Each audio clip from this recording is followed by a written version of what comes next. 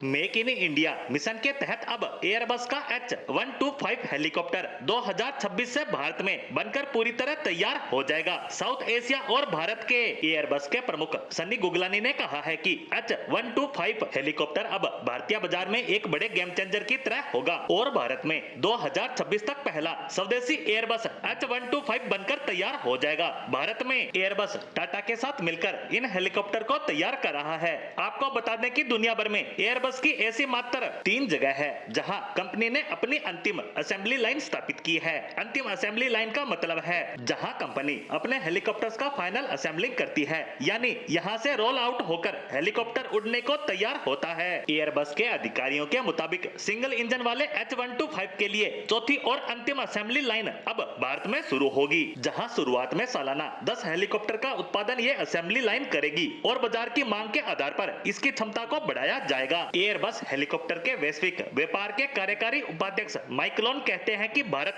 Helicopter के लिए भविष्य का बाजार है, लेकिन वर्तमान में ये बाजार बेहद प्रारंभिक अवस्था में है, जो कि संभावित संभावनाओं की तुलना में बहुत छोटा है। बता दें कि इस असेंबली लाइन के लिए भूमि पूजन इस साल के अक्टूबर नवंबर में होने की उम्मीद है और ये सुविधा 2026 तक चालू हो जाएगी और हेलीकॉप्टर की डिलीवरी भी 2026 के अंत तक शुरू होने की संभावना है। बता दें कि H125 भारत के साथ साथ दक्षिण एशिया में सबसे ज्यादा बिकने वाला हेलीकॉप्टर है, जो 6 लोगों को एक साथ लेकर उड़ान भर सकता है। भारत और दक्षिण एशिया में यानी कि नेपाल, भूटान, बांग्लादेश, श्रीलंका, मालदीव में लगभग 350 नागरिक और आधे सार्वजनिक हेलीकॉप्टर है। एयरबस के अनुसार उनमें से 250 से भी कम हेलीकॉप्टर भारत में सेवा में है। भारत में करीब 100 एयरबस के हेलीकॉप्टर हैं, जिनमें से ज्यादातर H125 और H30 हैं और दुनिया भर में 7,200 से अधिक H125 हेलीकॉप्टर उड़ान भर रहे हैं। और अब जब साल 2026 तक भारत में इसकी असेंबली शुरू हो जाएगी, उसके बाद साउथ एशिया के साथ साथ पूरी दुनिया में भारत में बने H125 हेलीकॉप्टर उड़ते हुए दिखाई देंगे। माइकलोन ने बताया कि उन्होंने